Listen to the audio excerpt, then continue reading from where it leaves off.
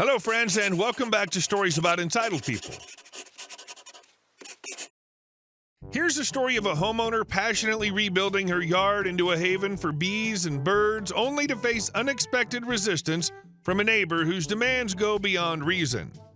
But before we begin, best way to support our channel is to leave comments, like and subscribe with a turned-on bell so you don't miss the new video every single day. Here we go. Neighbor from the HOA. The natural vegetation and fauna was essentially destroyed when my neighborhood was developed. Though I'm not a botanist, existing farms, trees chopped down, all green gone, animals gone. The ground is unproductive hard clay. Though that bothers me, it is what it is. Anyway, I dislike lawns. My backyard is really large. I turned front yard into clover and started a subsistence farm. Although the clover wasn't directly against the HOA regulations, the worried expressions from neighbors and the motorists stopping down by my property indicate otherwise. I truly don't care. Rules are broken here by everyone. I do everything I can to draw pollinators, especially bees and birds, in order to help to somewhat offset the damage done. I put a ton of honeysuckle in there. It's exploded from training and soil fortification. For me, the smell and the vines, the hummingbirds and the bees, listening to them when they approach are wonderful.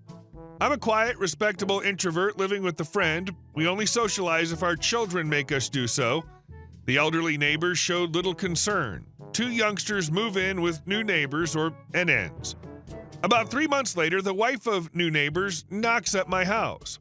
She introduces herself and goes over all about her and her family, uninvited, by the way.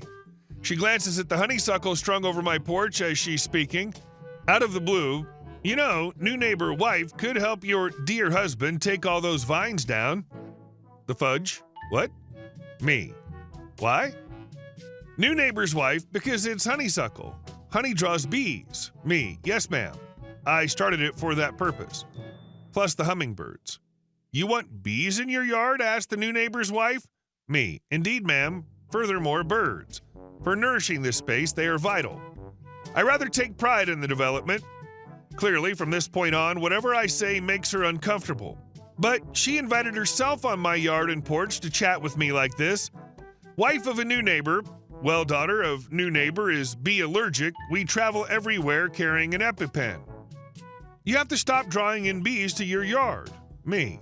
Ma'am, however, no ma'am. I regret to learn about the circumstances of new neighbor's daughter. Bees abound throughout the planet, so it's useless to destroy the vegetation in my yard in an attempt to maybe stop bees from approaching here. Indeed, absolutely stated. The wife of a new neighbor said that it would be my responsibility should her daughter get stung since she could die. New neighbor wife will be reporting me to the HOA after telling me how messy and lazy having weeds on my lawn is. Me. You'd best run on home fast before a bee starts chasing you. Though to be fair, husband doesn't give a damn about the clover or the honeysuckle. He feels I could have been kinder. He does concern should new neighbor daughter get stung close to our house. They could have a legal action against us. I've not consulted a lawyer, but clearly I cannot be sued for neglecting bees based on the HOA, no fence. Perhaps beware of bees posters at our yard's edge. Slightly worried that the new neighbor's wife would help us cut the honeysuckle, nowhere near her yard. Thank God I work from home and our cameras surround us. For what it's worth, the house of new neighbor's wife is roughly 300 feet distance. Edit. Not 2 hours distant, the honeysuckle was physically extracted from one point in the southwest of a southeastern state in the U.S. and relocated to the southeast of that same state. I didn't order it online to rule the planet, I'll swear. Not 5 miles from my current property, the same exact honeysuckle is flourishing on fences and sides of buildings. I'm not bringing anything that isn't already here, and I'm not allowing it to introduce anywhere close to territory not owned by us. I appreciate your anxiety. Bees would still be around in the neighborhood even if you remove the honeysuckle. Bees flit about doing their business among different plants. Unless they surround their house with a big bubble, I'm sure they're even in the NN's yard. Let them try to show you that any bee sting originated from a bee you drew in attraction. How outrageous. And our second story. A man who's colorblind demands a pink fish. This is a 10-year-old story, but I used to work at a tropical fish store, and because we're so good, people would travel from out of state and even neighboring states to visit us. In addition to many other things, we used to supply the local aquarium, thus we were well known. Now, the story's set when I was around 18, and on this specific day, I was working alone while the owners worked in the back on the books. When this guy entered, he appeared somewhat strong, but since fish are strong, I didn't give it a second thought. He asked me to help him choose a pink fish for his mother's tank after spotting me in the store. All right, isn't it? What could possibly go wrong with our pink fish? When I ask him about his tank, he tells me that his mother keeps African cichlids. For those of you who are unaware, they're a sophisticated species of fish that are native to the 3 lakes of Africa. There are strict guidelines about who can be paired with them and how many of each kind are required because they can become aggressive and kill one another. After a lengthy conversation, I'm able to identify his options and begin guiding him to other fish. Keep in mind that he had the option of selecting at least 6 different species of fish with pink stripes, spots, or other markings, in addition to the 3 likely pink fish. According to him, I asked for a pink fish after I showed him the first one. All right, he becomes a little irate and asks, "Why aren't you showing me pink fish?" After I show him the next fish, since the 2 fish I showed him could technically be classified as peach-colored or pinkish albinos, I'm still understanding at this point and keep guiding him toward additional possibilities. He begins to lose his temper. He once began berating me for keeping all the pink fish from him, saying that I was jerking him around and didn't want to sell him fish. After arguing with me about the fish, he yells, "Why can't I have this one? Just sell me a pink fish," while pointing to a bright blue fish to support his argument. Being an 18-year-old female, I was a little alarmed by this since I knew I couldn't reason with him because we weren't seeing the same color and he was getting out of hand very fast. He immediately agrees that this is the best course of action because I won't show him pink fish. I choose to offer to get him my boss because he was fantastic and always said that if we were uncomfortable, just go get him. I was given a nice 30-minute paid break while my boss dealt with him after he came out, saw who it was, and turned to face me saying, "He's a colorblind junkie. Just go sit in the back." In case you were wondering, he left with 3 blue fish that were blatantly pink, and I could hear him complaining about how rude I was to him for not giving him all the good fish. I hope that before he left, your boss told him that he was wrong. If not, that boss isn't very good. However, in spite of the ridiculousness of the circumstance, the story was intriguing overall. And our last story. How my RV caused a huge, power-hungry HOA to fail. My wife and I believed we'd found our ideal home when we purchased our first home in a peaceful Florida suburb with a fantastic neighborhood, top-notch schools, and lots of room to expand. It was the ideal location. We were overjoyed to move into a home of our own at the age of 25. At first, everything was fantastic. We worked on the yard, got to know the neighbors, and relished the tranquility for months. Then the problems began. In order to prepare the RV for our road trip, I parked it in our driveway for a few days so I could pack it up and learn how it operated. That's when he arrived. Here comes Mr. Self-Important, our neighbor, who also served on our HOA board, something he made sure to mention often. He rushed over, red-faced and yelling like a crazy person. Within an hour of parking the RV, "This cannot be parked here. It's not permitted. I'll have it towed and charge you for each hour it's here if you don't move it." His aggressiveness surprised me, but I resisted.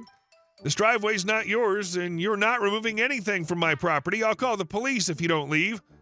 A tow truck arrived 3 hours later. Like a peacock, Mr. Self-Important strode over and handed me an envelope containing a formal-looking letter.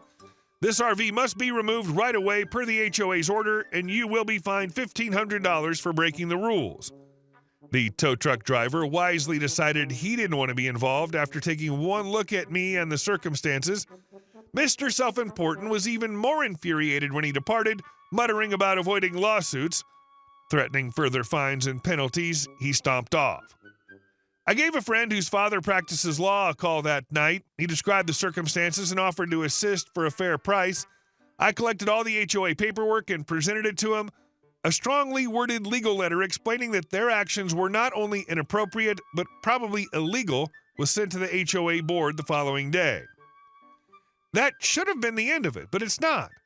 I discovered plain envelopes filled with increasingly ridiculous fines, $1,500 per day in my mailbox over the course of the following few days.